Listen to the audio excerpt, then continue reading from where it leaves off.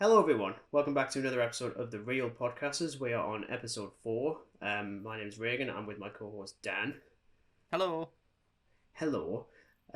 Slightly different setup this week. Dan is no longer sat on my couch, he's sat on my laptop screen.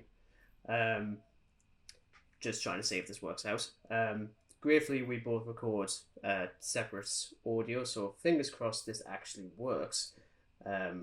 Though knowing my luck and the fact we've had to do this a couple of times already, because my internet decided it doesn't want to be an internet. Yeah, just decided it didn't want to exist.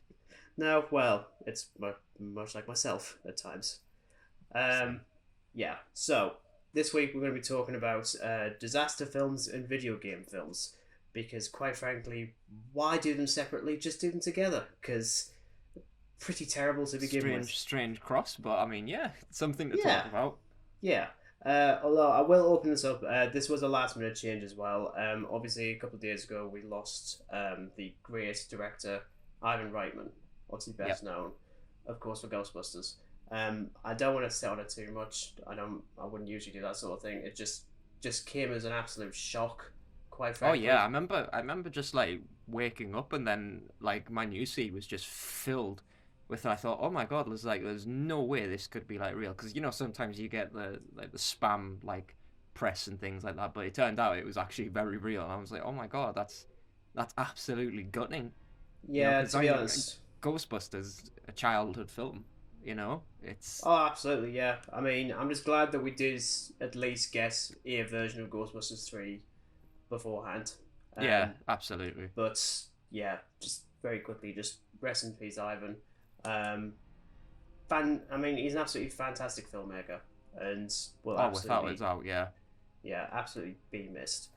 Um, but back to our regular programming, I guess. Yep. um, naturally, as we do every week, we talk a bit about what we've been watching. Of course, we'll start with Dan because that's always fun. So just I haven't watched anything like over the past previous week, but I'll just go from what I watched yesterday because I think all of that is still pretty fresh in my mind. Same here. Because like I mean, yeah, I've watched other stuff like over the week, but most of it I've just sort of lost count of really. Right. So I went to see Death on the Nile. Oh. Oh, okay. All right. Now I'm curious because I still haven't seen that yet, and I really want to. You know what? No I'm spoilers. not too keen on stuff like this, but it is solid. It's in no way like a 5-star film. Like it's not, Yeah. No, of but course not. it's pretty good. And Oh. as a sequel to Murder on the Orient Express, it's great. You Oh. know, I was a bit livid, like, because I mean, I had drank a lot of water and stuff, so I really needed to go to the loo. So Oh, the during like irony. one of these like sort of slower bits, I quickly raced out of the room up to the toilet and raced back down because I didn't want to miss a thing, but I was just so desperate. But yes, I would recommend seeing it. It is very good. The acting choices are superb. The plot's superb. Hmm. Everything about it's superb. And you know me, well, I'm like with scores. The score is absolutely impeccable. Oh, excellent. Then. No, no, I'm really impressed to hear that because I mean, I wasn't even that big on the first one. Like I've seen Mhm. it once, and I think it's always difficult with the murder mystery stuff where it's like, yeah, it might be good the first go around, but is it worth even rewatching it because you know it's gonna Yeah, happen? Stuff like Knives Out, I could watch constantly. yeah, Um, Murder on the Orient Express, not really. yeah. That's mostly because I just didn't give a damn about anyone, despite Kenneth Branagh's impeccable mustache, which I already know this bit. There's basically an origin story to the mustache, I Yes, believe. That yeah. is the origin story I want to see. It's great. Excellent Like then. it's not even like a joke. It is generally really well thought out and played. It's really cool. That's okay. Um, So I would that's recommend it, but aside from sort of new releases, I watched 5 films yesterday because I had nothing better to do with my life. So I watched X-Men: Days of Future Past, which is now my favorite X-Men film, I should add, I can see why. because it is absolutely superb. Mm. Uh, After that, I watched Alice in Wonderland, the 1951, not like the, you know, Johnny Depp one. Yeah, yeah. Yeah, Although yeah. that is on my watch list, but I had to start with the OG one. Of course. Then it was a couple of horror films. Um, Underwater, which is sort of like a disaster horror. You've finally seen Underwater then. Yeah. Are you the same on me, or are you even more negative than me? To me, it's sort of just scraping what I would class as a 3-star film. Oh, okay, you're actually higher than me then. But I mean, it was fine. Yeah.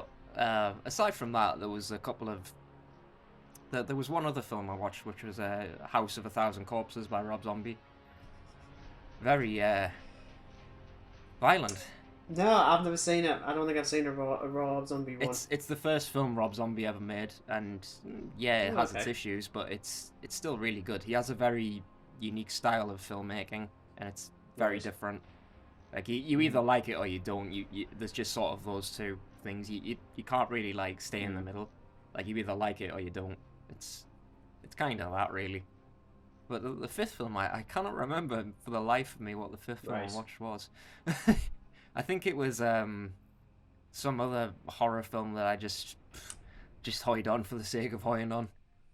So, Though the fifth film I watched was the Wolverine, like the the one after X-Men right. Origins, and I wish I never watched X-Men Origins because it's absolute pap.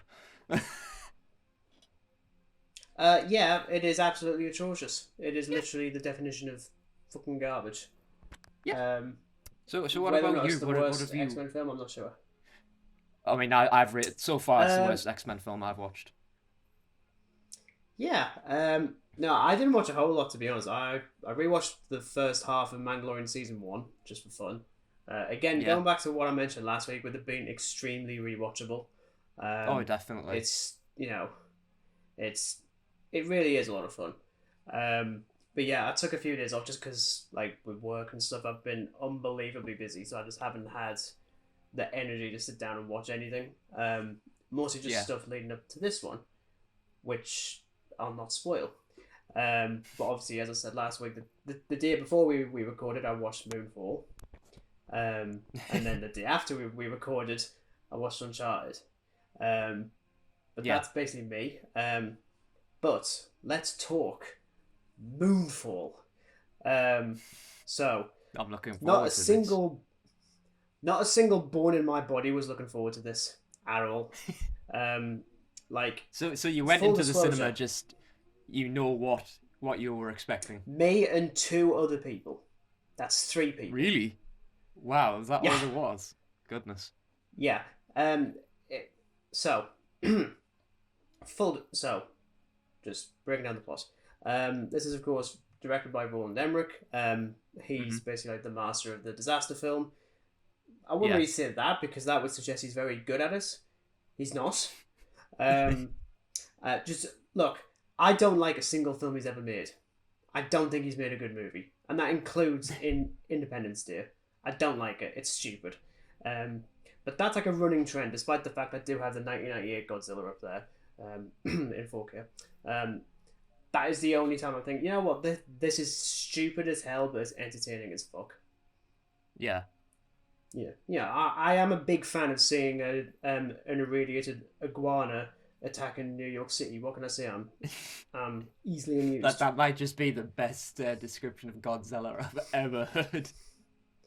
Well, in the case of that one, it is literally an irradiated iguana. Still has Like that somebody personality asks you as well. what's the plot of Godzilla? Oh, it's just an irradiated iguana that has a temper tantrum. Yeah, literally. Yes, so this is his latest attempt at a disaster film. The last time he did, at least an original one, was 2012 in 2009. Very, very complicated sentence. Though he did direct the sequel to Independence Day. Why did we bother? That was also terrible. This I is haven't seen one of the I haven't most... seen any of them, so Don't. No, so Moonfall has a budget of $146 million, I think it's reported, or 164. Right. One of those numbers are swapped around. It's one of the most expensive independent films of all time. So Right. credit where credit's due. Roland's actually out there making big budget, original blockbusters. Yeah. Though he didn't really help himself when he started kicking off at Star Wars and Marvel and stuff, and like how it's ruining the industry. I'm like, mate, you haven't made a good I had a film chuckle once. at that. I had a chuckle at that. Mhm. Like, Literally. What was Independence Day in 1995? We're in 2022. That entire time, he hasn't made a good film at all. I'm sorry, he just hasn't. So, when the moon begins to fall out of orbit and is set on a collision course with Earth, I'm just reading part of my review because it's just funny.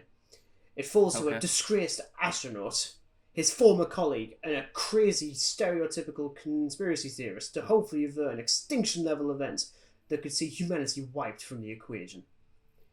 So all in all, it's basically just like your typical Royal Denmark disaster thing. The difference being, now look, Dan, you know me. I've seen a lot of films. Quite yes, a lot. you have seen a lot of films. I've seen some dumb movies. I've seen some. Yeah, you've stupid definitely movies. seen some dumb movies and terrible films. There is no hyperbole in what I'm about to say. Okay.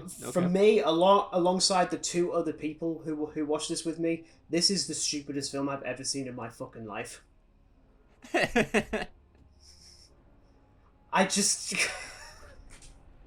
there's just no other way you could put that. It's just the stupidest film you've ever seen. I can't. It's the worst thing is though is that it is not the worst film I've ever seen in my life. The reason why is because it's still pretty fun in places, but ironically fun. Like I'm enjoying it for the exact opposite reasons that Mr. Emmerich actually wants me to. Yeah. The attempt at comedy, or at least intentional comedy, is terrible. The accidental attempt at accidental comedy is amazing. Like, I was quite happy to laugh so hard in places.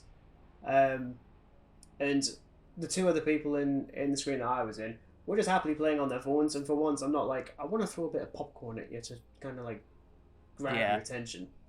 Can't really blame them when you're in like a... I mean, how long is it? Because like it has quite a big runtime. It is 2 hours and 9 minutes. And you feel so it's... every minute. Like the pacing is about the same as the orbit of the moon. Funnily enough, it feels like I was watching it for a month. So essentially, a snail goes across the ground quicker than that film goes in terms of pacing. Yeah, funnily, Wow.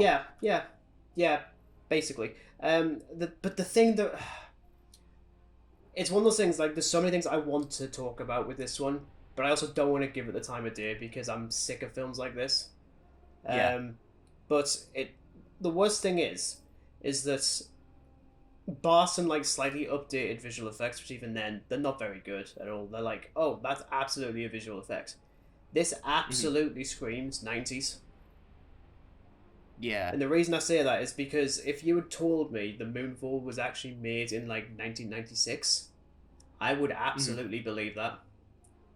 Which goes to show that in like, what, nearly 30 years? 30 years? Yeah, nearly 30 years, Roland Emmerich hasn't evolved at all. Like, his take on the disaster film worked hasn't really learned from his 90s films. His oh no. His many mistakes.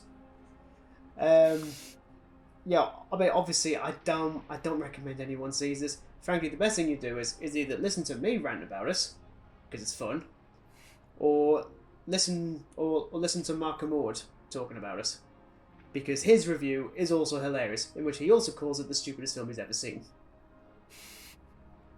And my God, do I believe him? And I spent 2 hours and 10 minutes watching it with two other people. But Sounds that's like what a we really do. packed cinema, that, like, doesn't it? Oh, yeah. No, here's the thing. The film bombed in the same way that the moon bombed when it hit the Earth. Because it does actually fall. It does actually fall into pieces. Well, actually, that being said, even the action-y stuff isn't that interesting. It's far below what I'd expect from him. Or maybe I'm just desensitized to crappy disaster films, of which I'm sure there's quite a few. Maybe I'm just Yeah, desensitized to crappy disaster films. Regan English 2022. Yeah. Yes. So obviously, it's garbage. It's one of the stupidest films I've ever seen. Well, that being said, at the very least, I'm pretty certain I still. Yeah, I do actually rank it higher than the episode of Doctor Who on New Year's Day. Continuing the tradition of referencing Doctor Who in every single episode. Yes, I will talk about it at some point. I have things to say. Maybe when I can be bothered to, because there's a lot of it. But yes, I'll say it. Looking through like a load of disaster flicks, like not just the last week, but in my entire life, I don't know how many you can name is actually good. I mean, I've got 10 off the top of my head, but at least 10 films.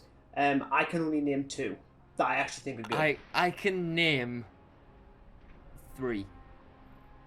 Okay, excellent. Because I 3 that are good. That's the thing with the whole. Yeah, because that's the thing with the whole disaster genre is that it's quite broad. You can do like natural disasters, you can do man-made disasters, you can do Transformers, you can do the moon falling out of the sky, you can do a whole bunch of other crap. So obviously my first question is, what do you think is the best disaster movie? I wonder if this is going to get me the evil Regan look, but I'm just going to off the bat say Jurassic Park. First one. Shit, that's a good point. That could actually be classed as a disaster film. Okay, bugger. You didn't think, did you? Yeah. You didn't think about that one. Well, when I think of disaster films, I was like, well, I think of is it something like an that's action pretty. film? Well, it's action, adventure, science fiction, historical. It's a documentary. Anime. Yeah. Although that being said, an anime version of Jurassic Park would be quite fun. I reckon that would be pretty fun. Not that I'm big on anime. I'm really not. But no, okay. Jurassic Park. Okay, you know what? Jurassic Park. I can actually agree with. It's not on it though. Mostly because I just didn't think that would have, in my head, been classified as a disaster one, but in a way it does. Yeah.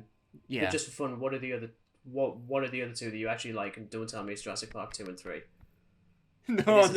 I could have done that, but I'm not going to, because I don't think 2 and 3 sort of fall into that disaster thing. Like the disaster thing I got because it's like dinosaurs in park, dinosaurs escape. The other 2 are just like dinosaurs on island, like that. You know, that's about it. I mean, 3 kind of, because like their plane crashes on the island, so yeah, it kind of goes there, but still, I didn't really think it would. It didn't quite reach it for me, but the other 2. Now this one, I'm going to be surprised if you got this one on your list there. Crawl. Yeah, we have gone very differently when it comes to. Actually, you see, again, it's so broad. Like, there's so many films that. No, I didn't think of Crawl. I just thought of that as a creature feature, but then of course it would be as well because there's a bloody hurricane that's causing chaos. Yeah, isn't it? Because it was. Hurricane or I think. Cyclone or something? Yeah, it's like I think it's a hurricane. Yeah, hurricane happens and the house gets flooded and then river hurricane overflows happens. and alligators. Yeah, crocodiles or alligators, one of the 2. Okay. What? Yeah. Okay. Now the third one. It's not. It's obviously not on my list, as you can clearly tell. There's nothing. There's creature feature on this. Oh god, I think I'm gonna get that dastardly look when mentioning this film. Okay. Are you ready? I am always ready to hear your questionable opinions. Godzilla, King of the Monsters. Oh, for fuck's sake. Because, you know what, I was going to go with the first one. I'm just not even looking at you. The first one was going to be like, yeah, but then King of the Monsters made more sense because it's stupid humans who just decide to unleash huge monsters on each other. So I was like, yeah, perfect. Disaster. You actually said, in a sentence, King of the Monsters makes more sense than the first one. You are literally the only person. No. No, no, no, the no, the no, no. first one, the first one is absolutely amazing. King of the Monsters, Ian. Good, King of the correct. Monsters is a simple disaster film because it's just stupid humans who decide, you know what, let's wake up every other monster that just exists. Okay, You know, because why I can go not? with that. You know, it's not like we've got like a Okay, radioactive iguana anyway. You know, why we'll just wake up everything else. A radioactive moth, for instance. well, yeah, a radioactive moth, a radioactive seagull, and a radioactive Seagull. well, dragon. There isn't any other way to put it. It's literally a dragon. Yep. Uh, Three-headed dragon. okay. As if that makes it better. You and your tankard of orange juice. Again, this is all like audio again. That is going to have no context. Okay, so from your perspective, then, for the most part, disaster flicks not that good. Quite frankly, there isn't really any. I mean, like, I'd rather watch like something I know I'm going to enjoy. More like, as we previously said, Mm, I watched Underwater, which is like this sort of like film that hybrids like other genres, and it is the most alien rip-off thing I've ever watched in my entire life. mhm. And that includes But like, actual it is alien rip-off essentially films. Alien, but underwater. Yeah, literally, it's just that. You And know it's what? I annoying think it would have because actually been a decent disaster flick if it just didn't have the horror side of it. Like, if they just made it about the earthquake and the base crumbling to pieces and they've got to get out, I think that would just be so much better as a film. Like, yeah, but instead you need to throw in a couple of CGI creatures because that's what people actually want to see. When in reality, I would have been fine. oh yeah, Yeah, like I'm exactly the if you same. had like a little I would shark have swim preferred the past or earthquake something bit. like that, yeah, brill. But Mm-hmm. why on earth bring in aliens? Like, it's confoundedly dumb. No, no, exactly. Um, but yeah, I mean, like in regards to disaster films for me, I've only got a list of 10 films. Um, Mhm. I could stretch even further now because now the term's even broader with like Jurassic Park and stuff. um, yeah, so as I say, I can name two disaster films I actually like. Two. Okay, shoot. So we'll go with the second one first because I've got more to say on the first one, which I actually think is kind of amazing. Uh, Hmm. Titanic. Yeah, yeah, I actually that is a fascinating one because I'm very much of the generation that came out the same year as me, but I didn't grow up watching the film.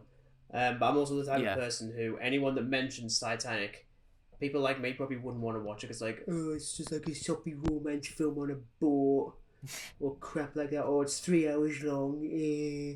So I think I watched it in like little bursts and then just Uh-huh. focused on like the last hour and a bit because it's just well spoilers. It's when The everything just basically Titanic happens. dies. Yeah, um, but it's one of those rare films where every single time I watch it, I somehow enjoy it even more. Mm. I actually think the romance between DiCaprio and Winslet is actually really cute. That's actually really sweet. Um, Hmm. Believable for the Obviously, most James part as Cameron. well. Yeah, and you know, they spend enough time on it so that when the tragedy does happen, you do actually feel like really bad when things start to go Yeah, completely AWOL. Obviously, this being like a James Cameron vehicle, you can tell it's absolutely massive. Um, I just love reading the behind the scenes on this film. Namely, the fact that they actually built a full size replica of one side of the Titanic, yeah. which is nuts. I know But it it's. was, I think it's like you kind of watch a film like this and you think, oh well, it's all like computer stuff, but in reality, like they make like these humongous set pieces, and it's like, yeah. wow, you actually No, it is. like It is made actually this. really inspiring. Yeah, I mean, it was the most expensive film at the time. I think it was 200 million, which we get that a lot now, but it was the most expensive film ever made at the time. So of course it would be bloody James Cameron who would do that. But do you know the Um, funny thing? And sticking with James Cameron very briefly, mhm. Aliens. LV426, that isn't actually computer generated. It is a large scale model Yeah. that was filmed. It's absolutely magnificent. Like it is so cool. Hmm. No, no, So I it's think I that completely must be agree. a reoccurring thing with James Cameron. Yeah, yeah, definitely. I mean, at the same time, there's occasionally with a film like Avatar, for example, I don't Hmm. care about that emotionally. It's purely just like the effects and the The look, technology. Like the only yeah. reason I'm even remotely interested in the concept of an Avatar 2, which we're somehow getting at the end of this year, like just that's actually Still haven't happening. seen the first one. Um, the, well, the only thing I'm interested in is that in the second one. I know I'm going off on a bit of a tangent, but whatever. Um, they're doing motion capture underwater, which I just Okay. think is insane. That sounds amazing. That Um, that does sound really really cool. I'm not even gonna lie. yeah, and again, only Cameron's going to do it because he literally owns probably like a tenth of the planet, wealth wise. Probably not. I don't think he's that rich, but whatever. But yeah, Titanic is a number two for me. It's not number Hmm. one. So I what's think I number one? mentioned this one. So I think I mentioned it to you before. I've never mentioned it on here yet. Um, I mean, well, first of all, it's got a pretty rubbish title.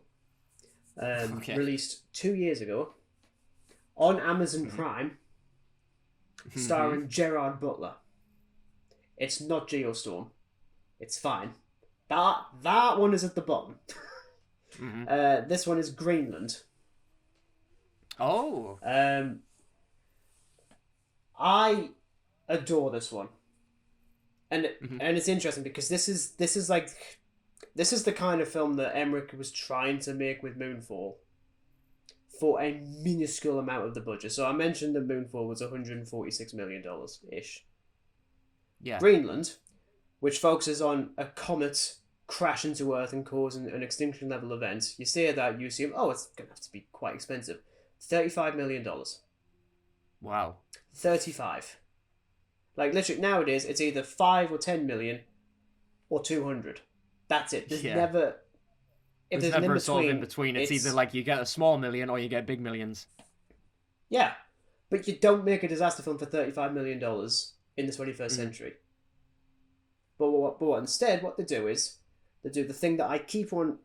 I rage at disaster films when they do this. When it's just like, oh, people really care about the action stuff, so we'll focus on that. Michael Bay, Mm. Roland Emmerich, uh, Dean Devlin now who did bloody Geostorm. There's so many Roland Emmerich films on this list. It's ridiculous. Um, Greenland's like, well, no, we're not going to do that. We're going to focus on the family that's in peril, and any like set pieces or anything we see on the news, we hear on the Yeah. radio, or we see in the background. Genius. I shouldn't have to call that genius because it's bloody obvious. Like, it's one of those things, right? This is the only disaster film I can call genuinely amazing. Like, I Hmm. really love it, and I rewatched it last night. That's why I didn't spoil it before, because I hadn't seen it since the beginning of last year, when it completely Hmm. blew me away, and it was the top of me list for 2020 for months up until Right. I think it was at least I think it was until I saw The Father with Anthony Hopkins. Um, Hmm. Likewise, amazing. But I was like, okay, I want to watch it again just in case, because more than likely I probably end up disliking bits of it. And yeah, there's a few bits that are a bit iffy. As per usual, Gerard Hmm. Butler cannot decide whether or not he's in Scotland or he's in America. You can never figure that one out. The poor You sod. can't decide whether he's Scottish Um, or American. yeah. Um, and some of the family drama, yeah, it's pretty cookie cutter. We've seen it before. But at the same time, the way the humans react in this film is exactly what you'd expect in a disaster film, or at least in a Yeah. disaster event. So See, I there's think that looting that's and what puts shots. me off a lot of disaster films because, as you said, and rightly so, a lot of these like big budget action, like disaster films, focus on the action. Like, yeah, you've shown me some meteorites falling in glamorous SFX style, but like, Anything I else? care more about the people who are going to who are going to survive Yeah, this. You know, Yeah, I don't care for exactly. somebody getting smushed by a meteorite every now and then. I care about the family who's got to No. trek halfway across the world just to become safe, and their journey and their Mm. goals. I care more about that. Yeah, and I absolutely did, especially on the second rewatch, because again, I was terrified that I wasn't going to like it as much. Which is weird, Hmm. because I'm never usually like that sort of person, like, oh, I'm actually scared if I dislike it. But Yeah. because that film just, it completely rewrote for me what you can do with a Hmm. disaster film. First of all, you can clearly do it with $35 million and make it work. Yeah. Would I've liked to have seen it in a cinema? I mean, some of the VFX are a bit crap, but then again, $35 million, you put the focus elsewhere. That's absolutely fine. I don't mind that. Yeah. Also, give it a better title. Like, I love the film, but Greenland is such a stupid title. Kind of just sounds For reference, like that is literally, yeah, literally, it's only called that because that's where they're going. They oh, have to get to Greenland to get to a. Just call it something else. Just call it something yeah. else. I'm not gonna come up with a name though. You know, Could have come because up I with can't be bothered something a with bit that. more like disaster themed. You know, that would be a bit more applicable. Yeah, yeah, basically. Um, but surprisingly, it is incredibly tense. Like Hmm. especially when the first hear about this comet that's gonna pass by Earth, and then we hear that oh, there's gonna be a little bit that's gonna come off and just crash into the ocean. Okay, cool. And they're literally watching us. Um, and then nothing happens on the TV. So then Jared Butler goes outside. There's birds flying everywhere, and then suddenly there's a massive shockwave. Hmm. That's how you do it. We don't need to cut to like a CGI city with a massive explosion. Technically, they do that on the TV screens, but again, it's a news thing. I'd expect that. Um, Yeah. like it's so small, despite its massive ambitions with the end of the world, because it is absolutely focusing on this family. There's even a really great sequence. I mean, obviously, when you've got a character, well, when you've got like an actor, not a character, an actor like Gerard Butler, you expect him to be like a gun-toting badass. No, he's literally just a guy, just like a random Yeah. dude stuck in a horrible situation, and he has to kill someone for the, like literally his first kill, basically. He doesn't. I don't think he kills anyone else. Last time I checked, but he's Hmm. like it's forced to in a horrible situation. And the next time we see him, he ends up breaking into someone's house that's just been left vacant naturally because everyone's running away, and he's Yeah. just washing the blood off his hands, and he just takes a moment and he's just like breathing. I was like, Hi. you've actually given me so much more than I'd expect, especially from Gerard Butler. Because let's face it, when I think of him, I think of Geostorm or Gods of Egypt or Tomb Raider 2. Hmm. Which I'd forgotten he was in. Yeah. But no, for me, Greenland proves that disaster films can still work now. You just Yeah. need to drop the budget right down. Focus on, well, the people we actually care about. Yeah, you know, indulge in your CGI action if you feel like you need to, but have it But I work in think like tandem with the maybe humans. maybe if like budgets were actually like that, like producers and stuff would actually be more sensible with their budget rather than go, okay, we've got like 200 million, let's just get like some top special effects and visual effects in of like meteor showers and stuff, but we're not going to put as much attention into characters because you know people are going to be too much interested in the glorious CGI. But in reality, it's the other way around. Like Yeah, when you it's watch a film, such a stereotype I that wanna people be haven't figured engaged with out. characters. Yeah.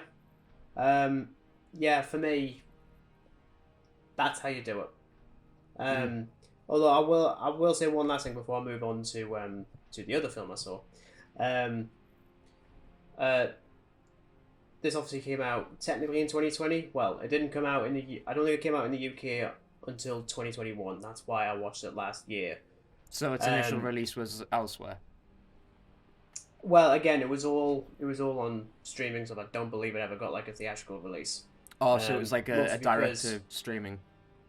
yeah, which is even weirder to say that that is my favorite, and it's Mm-hmm. not like a big like theatrical release. But obviously released during the COVID pandemic. There's sequences in like tents with like doctors and nurses and stuff like that, and it just hit differently. It's weird. Yeah. Like I think if that had been released 2 years earlier, or there'd never been a COVID pandemic, it might have been a bit different. It doesn't necessarily make the film better. It just... But it just might have been different. Yeah, it just hits a little bit harder given everything that we've all been going through over the last few years. But yeah, at least I actually went with a natural disaster as opposed to dinosaurs. Daniel. As you said, it's a very broad thing, so I thought, oh, well, you know. It is. The video game one is decidedly not. But we will talk about the I new cannot one, wait for this section. I cannot wait. Bitey styles. Okay, so I mentioned last week and I mentioned before as well. I've now seen Uncharted, directed by Ruben Fleischer. I didn't realize it was him. He of course did the 2 Zombieland films. Whatever, haven't seen them. Ah, yes. And the first Venom film, which I don't like. I don't like Venom. I'm sorry. Plenty of people that do. That's fine. I think it's shit. This is of course based on the incredibly successful Uncharted games for the PlayStation. Long been in development hell, well over a decade. Mark Wahlberg has been attached to this film for years. He was initially going to play Nathan Drake, and then when they decided to shift things around, he plays Sully. And we have Tom Holland, who you may know. You know, he's a little-known actor. You know, he's done a couple of superhero flicks here and there. Oh yeah, just a couple. Yeah. It's like pretty low key. He plays Nathan Drake, who you know I mentioned to you in person a while ago. I didn't realize that the character of Nathan Drake is meant to be a descendant of Sir Francis Drake, which makes sense now. Yeah. So this is basically an origin story for the games. I don't think it's meant to be canon though. So it's a bit of a weird one. Okay. Literally just has so it's kind of so like Nathan Drake on his like a little prequel-y origin story. Prequel origin thing, yeah. It basically follows Nathan Drake on his first globetrotting adventure. Like exploration, yeah. Yeah. Think of any treasure film you've ever seen. It's basically this. Alongside Sully, played by Mark Wahlberg, but Nathan Drake is hoping to find his long-lost brother Sam, who may be connected to this treasure in some regard. Now, I'm going to open this by saying I have not played a single one of these games. I do have a PlayStation. It's a PS2, so I haven't got that. I'm very much of the Xbox kind of things, so I know nothing about the games. I don't know anything about the plot. So people kicking off at Tom Holland being cast as a young Nathan Drake didn't really affect me. I don't care. Is it generic casting as hell? Yes. It's absolutely the kind of thing that Sony would do. The Mark Wahlberg side of things, I can take him or leave him. He's a bit of a weird actor for me. Like, sometimes I think he's actually quite good. Other times, he's done two Transformers movies, which are terrible. Poor bloody Mark. So what films are those? Well, I mean, as I say, he did the 2 Transformers films. I think he did like another Michael Bay film as well. Something like Pain and Gain or something. He's done Ted, The Fighter, The Departed. I actually quite liked him in a film called Instant Family with Rose Byrne, who was released a couple of years ago. Quite cute. Can't say I've heard of it. Yeah, it's fine. You probably haven't. I mean, it wasn't like a massive film. Like even looking on Letterboxd, like average rating 3.5 out of 5, but only like 90,000 people have actually. But yeah, you know. So quite a so small. That being said, that Departed one. Well, I was saying The Departed was done by Martin Scorsese, so he's been in a Scorsese film. So, wow, you know, I haven't seen it. Yeah. So as I say, I'm not going into this film like trying to look at all the references and the Easter eggs to the game. I'm not interested in that at all. All I want is just a fun film, frankly. Yeah. It's a fun 2-hour flick that can mildly entertain me with some decent action and stuff like that. And I kind of got that. It's fine. And it's going to be quite interesting. I mean, especially for one, it's not even out in America until tomorrow. There's like a week's difference, which is weird. So I'm like, okay, so technically, I would have there is thought any. that they would have seen it before us, but that is weird. Well, usually it's only like a couple of days. So like we might get it on a Wednesday, and then they'll get it on a Friday. Just as like a limited thing. But no, it was literally about a week. Hmm. I saw it. I saw it on the Saturday. Was it the Saturday? Was it the Friday? I forget which day. I've forgotten already. Um, that isn't me saying this isn't a good movie. I mean, look, I wouldn't call it good. It's got a lot of Yeah. issues. But for one, as a video game adaptation, it's one of those weird things because usually when it comes to a video game adaptation, I've usually played the game in some regard, so I'm Yeah. biased as hell. So you've got like films like Assassin's Creed or the Tomb Raider films or Sonic the Hedgehog, although that one less so. Um, Hmm. I haven't played this at all, so I'm just looking at okay, does it work as a film? For the most part, yeah, yeah.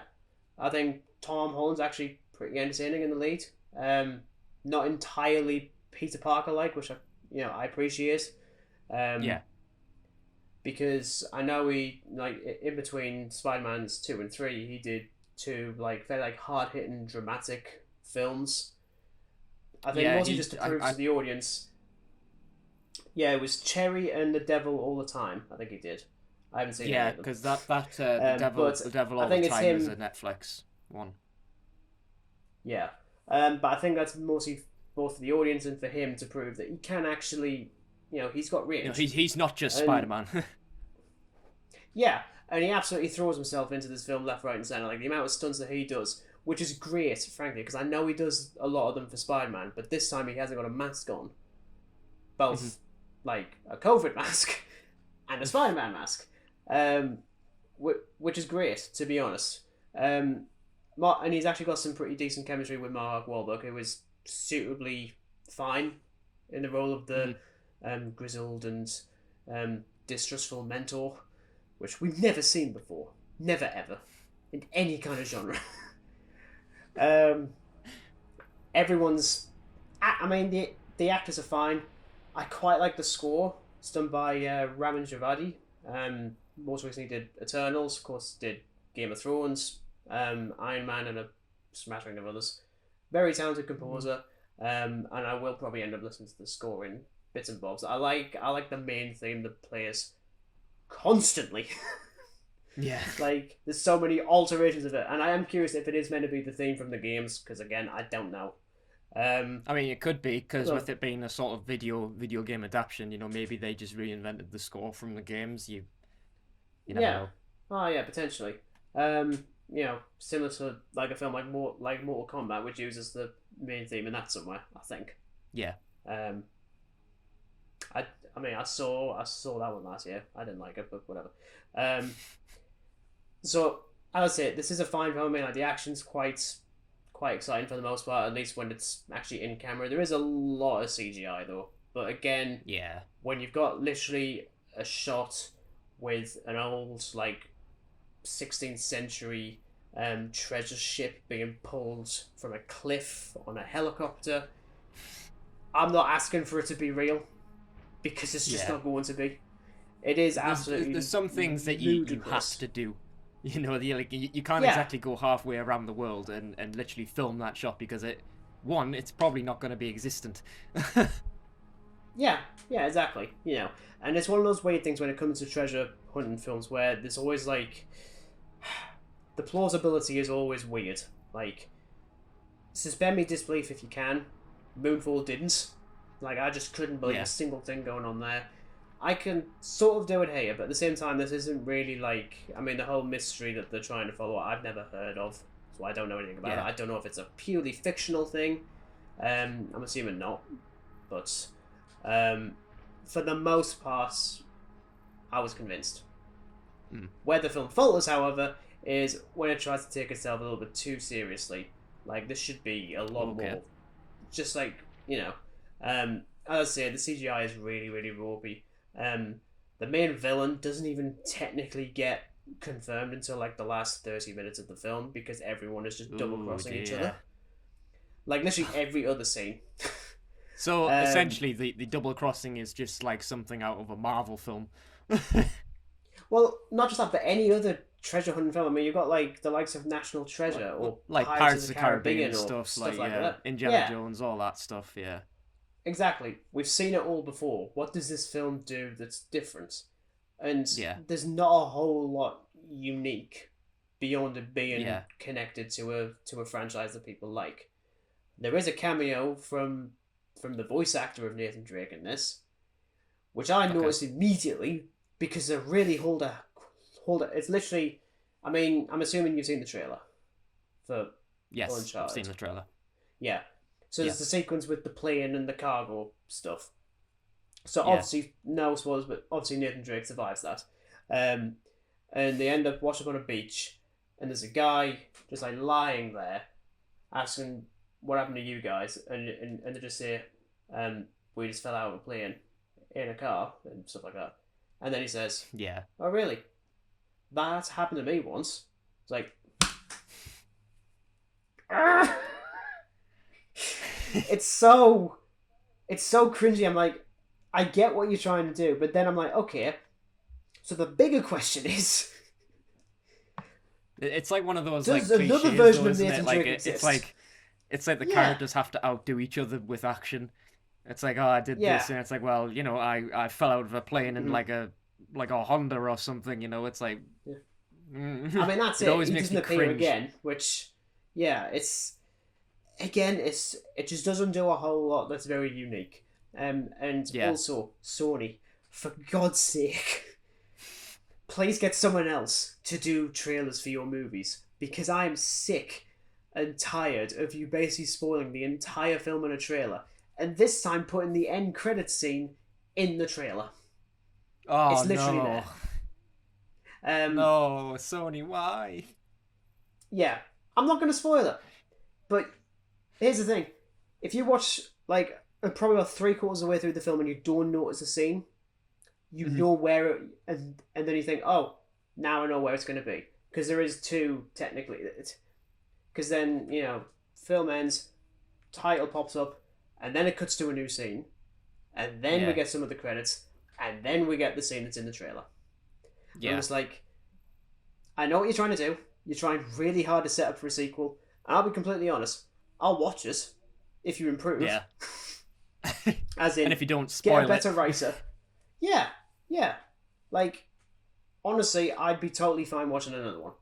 I might Mhm. even watch this again. I'm not gonna rush out. I mean, I'm not gonna go and see it again in the cinema. I'll watch it on Blu-ray or something, Yeah. or I'll rent it somewhere. Who knows? Point is, it's not a horrible film. Like people kicking off at this beforehand, purely on casting. First of all, no one ever likes anything about anyone that is cast about anything. Like you remember Ben Affleck as Batman? You're People always hate gonna a get cast. somebody who's Yeah, just causing a like fuss. I mean, there was like an no, interview that I watched this morning. The stuff with Robert Pattinson being cast as Batman, like people kicking off, uh-huh. and then like Christian Bale was like, well, it was exactly the same when Heath Ledger was cast as the Joker, and look how that turned out. Yeah, So it's never judge a exactly the book same. by its cover. Yeah, just you know, trash it all you want, but don't like.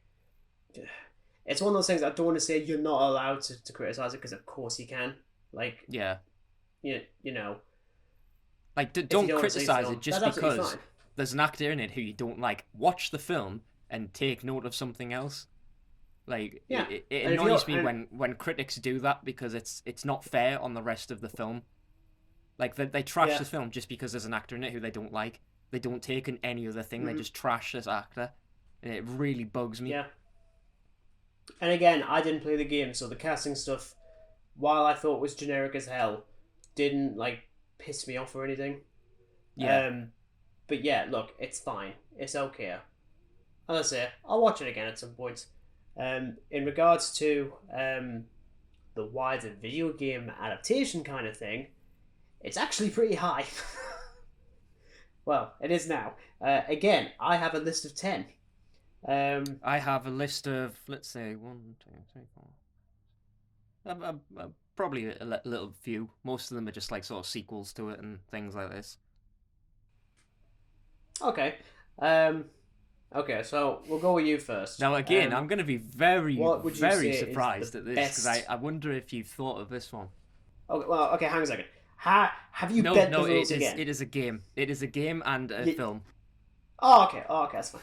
and I couldn't believe it. So it was originally a game that was then turned into a film. It is I would have to check the date, but it is a direct adaptation of the game. Like it is the same plot, it's the same characters, except you're obviously gaming it. So Right. Peter Jackson King Kong, favorite, Okay. absolute treasure of a game. I don't care what anyone says, it's a beautiful game. I haven't played it. I I haven't played can't that game for believe years. no, oh my goodness, it is so much like the film. It's unbelievably like the film. There's even like cutscenes and stuff. It's oh my goodness. See, you know how I said he wasn't going to bend the rules? He technically has. He's actually gone the other way around. What you've actually done is done. Done a game based on a film. Okay. Well, I mean, I've bent the rules in like every podcast we've done. Okay. Yeah, we have, and you know what? It's fun. Actually, to be honest, I do actually kind of enjoy. Because I mean, doing I haven't this. seen a Oh yeah, of film course. Oh, okay. that's well, actually, okay. Well, the next one I'll say is the original Resident Evil, the film, and obviously the games as well, because the film was taken from the games, and the games came out like God knows when. They're a long line of games. We've got like Mm-hmm. stuff that's still being made now. I mean, Yeah. I haven't played a lot of them, but I've played enough of them to get the plot. And as with the films, there's sequels. But Yeah. for me, the original Resident Evil, which I think came out in 2002, Paul Wes Anderson.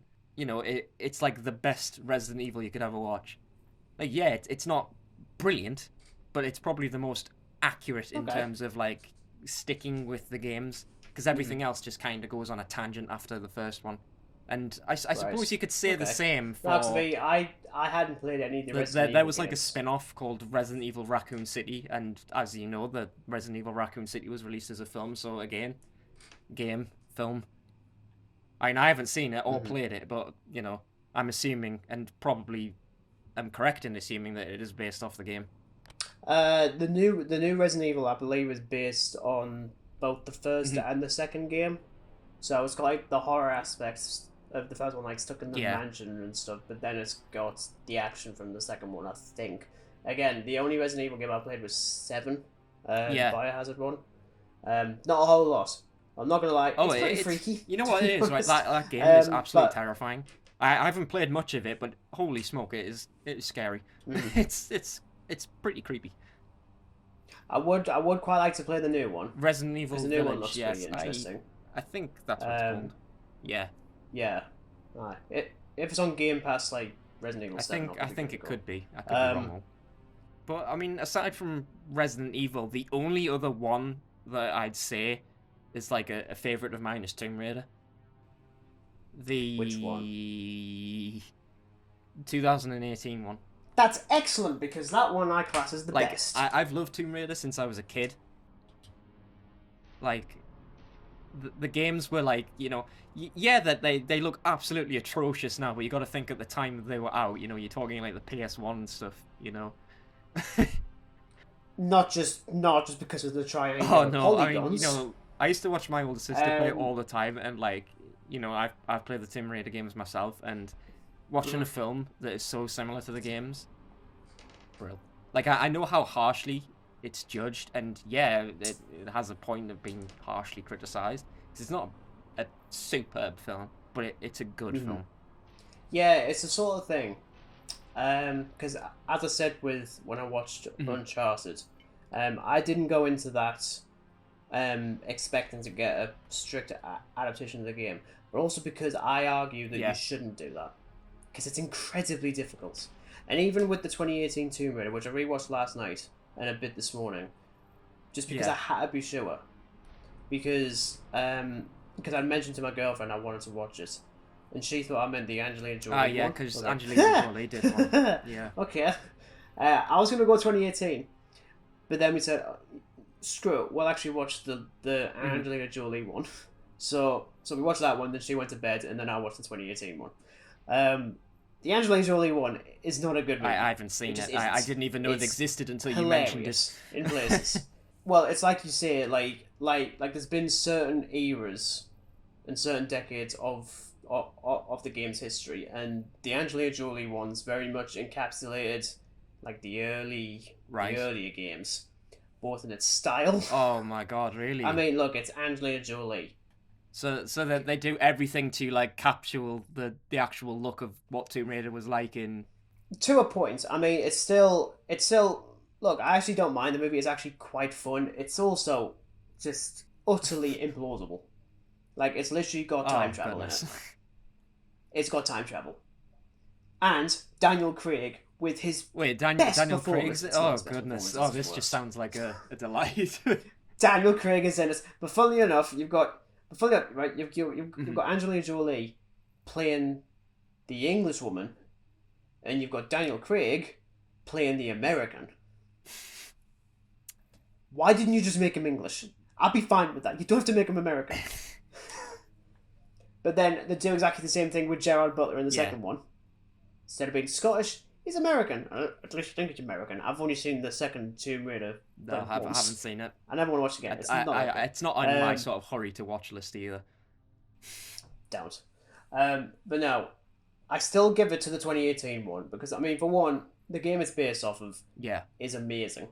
Like, I love that game so much. Like, as a Tomb Raider game, as a reboot, especially, it Yeah. works really well. Obviously, it strips it back like really far. Um, Obviously, not all of it is adapted in the film, which I do actually think it's one of those grey areas, especially when I've been like doing my own Mhm. writing stuff, and especially when it comes to like doing adaptations. It's a question of how much do you actually Yeah. redo, because you still want to give people a new experience. You want to add don't something just wanna original do to the exact story. same You don't want to just again. like look at whatever's been done and then just make an adaptation with just everything Yeah. that's already been done. Like you want some originality to it. Mm. Yeah. But I think the problem is that with the 2013 Tomb Raider game, there's so much Uh-huh. that I love in it that any sort of omission is Yeah. going to be weird. So, for those who didn't play that one, that's very much like with this one. It's an origin story for Lara Croft. She's on her first adventure to Yamatai, this Japanese island, this island off the coast of Japan, um, trying to hunt down stuff about her father. I believe that's in both games, both versions. The game though has Lara in a group with other people, and you have there's a lot more depth and history behind Yamatai in the game, and you've got a crazy cult, which I love.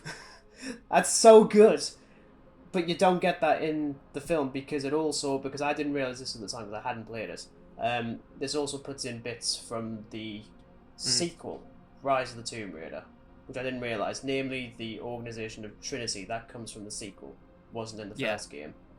So the villain of this one is technically the same villain as the first game, but is no longer a crazed cult leader. He's just a generic bad guy working for a militant organization that wants to rule the world and cause a genocide because that's a good idea. Because that hasn't been done 1,000 times very already. topical now. No, exactly. That was one of the first things I was like, oh, you've ruined it. Especially when he says, because he's played by Walton Goggins in this, and he says, my name is Matthias Vogel. I'm like, you are not called that outside of a cult. Matthias. Your name is Jim.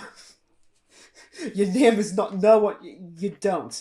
And that was actually one of my bigger issues with this. It's just like the bits. I mean, again, it's an adaptation. I do not expect the exact same story, and I don't want it to be. But at least do something good with the stuff that you remove. I actually really love the twist in the film. Like, for the entire thing, much like in the game, we're dealing with the ancient goddess of death called Himiko. Mm-hmm. Again, both in the game and in the film. In the game, an actual goddess. There's an entire final sequence of explosions and lasers and lightning and shit like that. That's not in the film. They play it up so that we're going to see her. When in reality, the way that she's been killing all these people in the past is because she's a plague carrier. Oh. It's a disease. And I love that. I think as a twist that's actually really good because the film constantly is commenting on the superhero genre and the supernatural being wacky and thinking, okay, you're gonna have to pay this off. Yeah.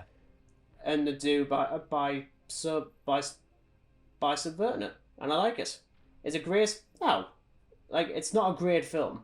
And I think that's the difference with the disaster stuff is that even then, I don't like a whole lot of video game films to begin with. Literally, it's Tomb Raider, Uncharted, number 2, so well done, I I guess. mean, the Sonic only the other Hedgehog. like video game film I like, and I haven't played any of the games, but I watched the film many years ago and I liked it. Was Silent Hill.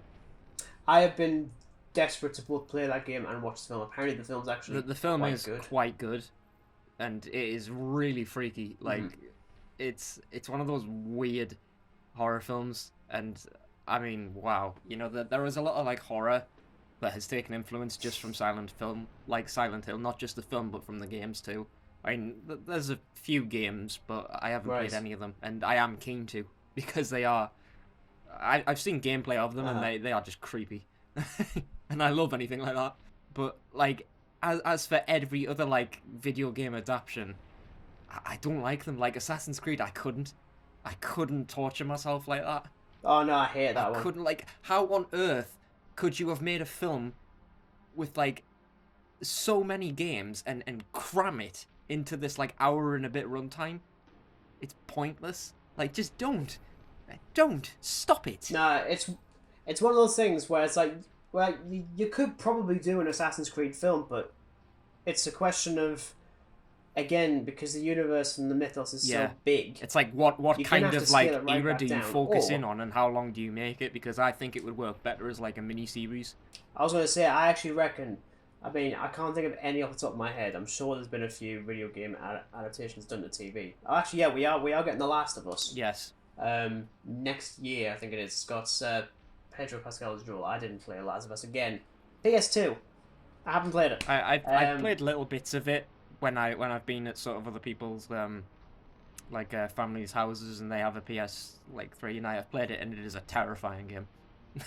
It's terrifying. There's no other word to say it. It's terrifying. But yeah, I actually reckon that's probably where you can do it, because then at least you've got the extended amount of time in the same as the games, if you really want to be like very specific with adapting it and stuff like that. But again, it's a difficult one. Like, I don't think, again, Uncharted is not really a step in the right direction because it's still very generic. 2018 Tomb Raider is good. It's not great. I do actually think Alicia Vikander is phenomenal in it, though. Oh yeah, like, so good. It's ridiculous. And everyone's doing fine. You know what I mean? Like, I sit here and I say it's the best video game film, but not because with like Greenland it's amazing, because it's not. It's still got a lot of issues. That being said, we are meant to be getting a sequel at some point, and I am very much up for that. I think there's always going to be kind of issues with like video games and adapting to film. I think there's always going to be issues. Like, I don't think there's ever going to be such thing as like a perfect adaptation of it, because there's just not. Like, I think people are lucky that it sort of scrapes the boundary of good.